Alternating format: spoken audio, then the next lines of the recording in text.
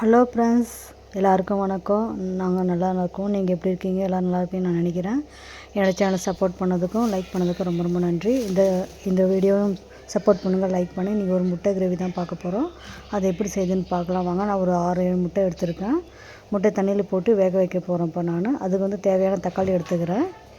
வெங்காயம் நான் ஃப்ரிட்ஜில் எப்பயுமே வைக்க மாட்டேன், நான் வெளியே தான் வச்சுக்குவேன். கொஞ்சம் அதிகமாக தான் கொஞ்சம் வச்சுட்டு கொஞ்சம் வெளியே வச்சுடுவேன். தக்காளி மட்டும் தான் எடுக்க போகிறேன். தக்காளி ஒரு சிம்பிளான கிரேவி தான் அது. வெறும் வெங்காயம் தக்காளி போட்டு இஞ்சி பூண்டு போட்டு கிரேவி தான். வாங்க எப்படி செய்யுதுன்னு பார்க்கலாம். அது பாருங்கன்னா முழு சைஸு ஒரு தக்காளி எடுத்துருக்கேன்.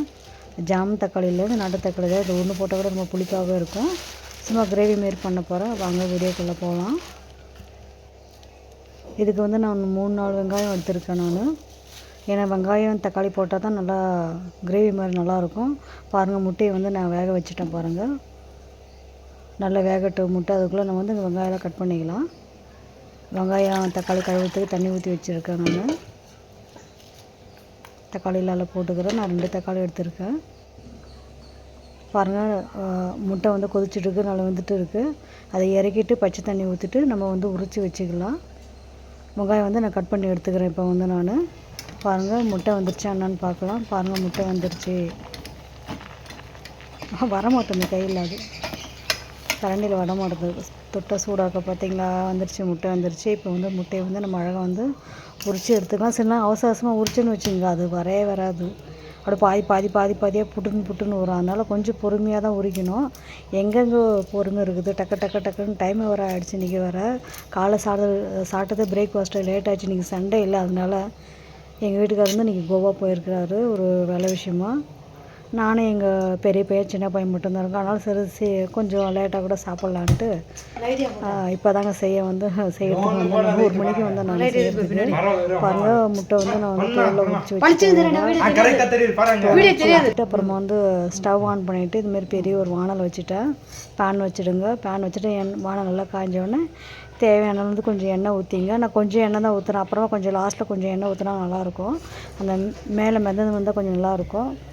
பாருங்கள், எண்ணெய் ஊற்றிட்டு கொஞ்சம் கடுகு போட்டுவிட்டேன். ஜீரகம் போடலாங்க. ஜீரகம் நான் பெருஞ்சீரகம் தான் போட்டிருக்கேன். பாருங்கள்,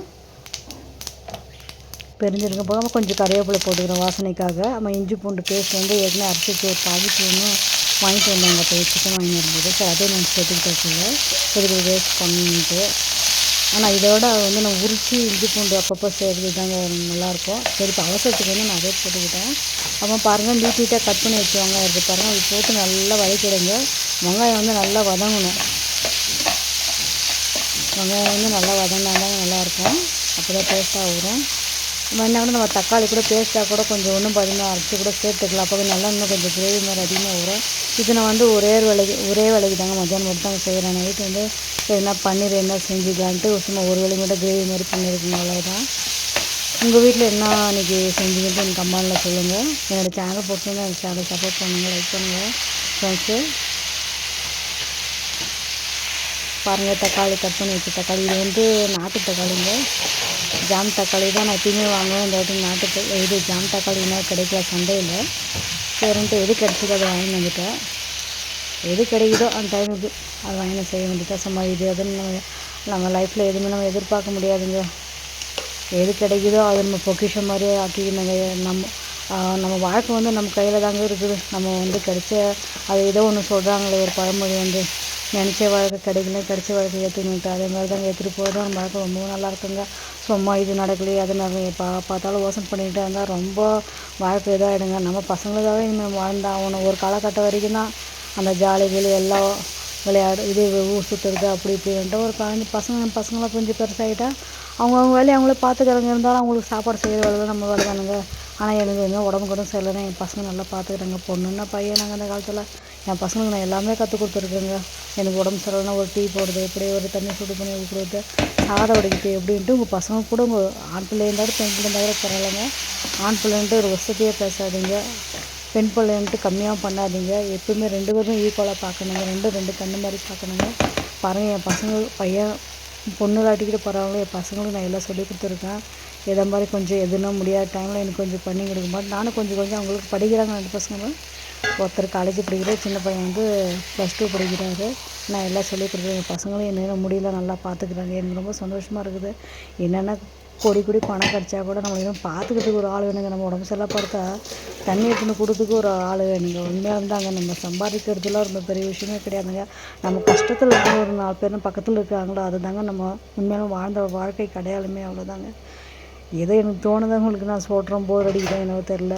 பாருங்கள், முட்டை வந்து நல்லா இதுவாகிடுச்சு. முட்டை வந்து நான் வந்து கீறிட்டு போகலான்னு நினச்சேன். ஏதோ ஞாபகத்தில் அப்படியே போட்டுவிட்டேங்க நான். சரின்னு அப்படியே போட்டுவிட்டு நல்லா வேகட்டும். அந்த வந்து கொஞ்சம் கீறி கொஞ்சம் போட்டோன்னா அந்த மசாலாலாம் உள்ளே போகும், கொஞ்சம் நல்லாயிருக்கும். நான் வந்து என்ன பண்ணிட்டேன், அப்படியே போட்டுவிட்டேன். சரின்ட்டு இந்த வீடியோ எடுக்கணும் பார்த்தா அது வீடியோ எப்படி எடுத்து ஆங்கிளில் எடுக்கிறாங்கன்னு நம்மளுக்கு மினிவில் அது மாதிரி போடலான்னு தான் நினச்சேன் நான். சரி அது மாதிரி நம்மளுக்கு செட் ஆகாத பொழுது நம்மளுக்கு சும்மா அப்படியே பார்க்குற மாதிரி போட்டலான்னு போட்டாங்க. பார்க்கலாம், ட்ரை பண்ணி பார்க்கலாம் மினி விலாக் எப்படி வருதுன்ட்டு. சும்மா வீட்டில் இருக்கிறதோட ஏதோ ஒரு நம்மளுக்கு ஒரு இன்ட்ரெஸ்ட் இருக்குது. கோலம் போடுறதுக்கு இதே மாதிரி சமையல் வீடியோ போடுறதுக்கும் நான் என்னோடய வீட்டுக்காரர் கொஞ்சம் சப்போர்ட்டும் பண்ணுறாரு, பசங்க கூட சப்போர்ட் பண்ணுறாங்க. அதனால கொஞ்சம் ஈஸியாக போட்டுடலாம். சப்போர்ட்னா இல்லைன்னா யாராலுமே வீடியோ போட முடியாதுங்க. இருந்தாங்க கொஞ்சம் அதுக்கு நம்மளுக்கு ஒரு இன்ட்ரெஸ்ட் இருக்கணும். நம்ம ஒரு வேலை செய்கிறேன்னு வச்சுங்க, அந்த வேலை வந்து நம்மளுக்கு வந்து இன்ட்ரெஸ்ட்டாக இருக்கணும் அந்த வேலை மேலே. எனக்கு இப்போ டிரைவிங் பிடிக்கும், எனக்கு இப்போ வந்து கம்பெனியில் போய் வேலை செய்ய பிடிக்கும், எனக்கு வந்து அப்படின்ட்டு எல்லோருக்கும் ஒவ்வொரு வேலை இருக்கும். அந்த வேலை வந்து ஒருத்தவங்களுக்கு கொஞ்சம் பாடுறது இன்ட்ரெஸ்ட்டாக இருக்கும், ஒருத்தவங்க வேலை செய்கிறது இன்ட்ரெஸ்ட்டாக இருக்கும், ஒருத்தவங்க வந்து பெரிய கம்பெனியில் வேலை செய்கிறவங்க இருக்கும், ஒருத்தவங்களுக்கு சின்ன கம்பெனியில் வேலை செய்வாங்க. அவங்கவுங்க அந்த வேலையை வந்து நம்ம பிடிச்ச மாதிரி செய்யும் போது தான் நம்ம அந்த வேலையோட கஷ்டம் நமக்கு தெரியாது. சொல்லுவாங்க இஷ்டப்பட்டு செய்கிற வேலை சொல்லுவாங்க அது கஷ்டமே தெரியாதுன்றாங்க. அதே மாதிரி தாங்க எனக்கு ரொம்ப கோலம் போடுறது ரொம்ப சின்ன வயசுலேருந்து ரொம்ப பிடிக்கும். அதுக்கேற்ற மாதிரி இப்போ நான் யூடியூப் அது இதுன்ட்டு எல்லாமே ஸ்டார்ட் பண்ணிடுறாங்க. சரி நாமளும் ஸ்டார்ட் பண்ணி போட்டு தான் பார்க்கலாம். 5 வருஷம் ஆச்சுங்க நான் போட்டு. ஆனால் எதுவுமே ரீச் ஆகலை. இப்போ தான் கொஞ்சம் இது ரீச் ஆகிற மாதிரி தெரியுது. ஆனால் அதுவும் எனக்கு தெரியலைங்க.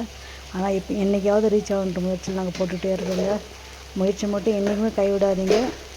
முயற்சி பண்ணின்னு இருங்க. என்றைக்கா ஒரு நாள் நம்ம ஜெயிப்போம் அப்படின்னு சொல்கிறாங்க. சரி ஓகே, அவ்வளோதாங்க, முடிஞ்சிருச்சு. முட்டை தொக்கு முடிஞ்சிருச்சு. அம்மா கொஞ்சம் கொத்தமல்லி குத்தி விட்டால் பாருங்கள், நல்லா கிரேவி பார்க்குறதுக்கெல்லாம் சூப்பராக இருக்குது பாருங்கள். நீங்களும் இதுமாதிரி வீட்டில் சிம்பிளாக செஞ்சு பாருங்கள். செஞ்சு பார்த்துட்டு எனக்கு அம்மான்னு சொல்லுங்கள். கொஞ்சம் மூடி வச்சுட்டு அவ்வளோதாங்க. ஓகே, பாய் நண்பர்களே. இந்த வீடியோ உங்களுக்கு பிடிச்சிருந்தா என்னோடய சேனலை சப்போர்ட் பண்ணுங்கள், லைக் பண்ணுங்கள், உங்கள் ஃப்ரெண்ட்ஸுக்கு ஷேர் பண்ணுங்கள். நெக்ஸ்ட் வீடியோவில் நம்ம சந்திப்போம். Okay bye. ரெடி ஆகிடுச்சிங்க. Okay bye. நெக்ஸ்ட் வீடியோவில் சந்திப்போம். ஓகே பாய் நண்பர்களே.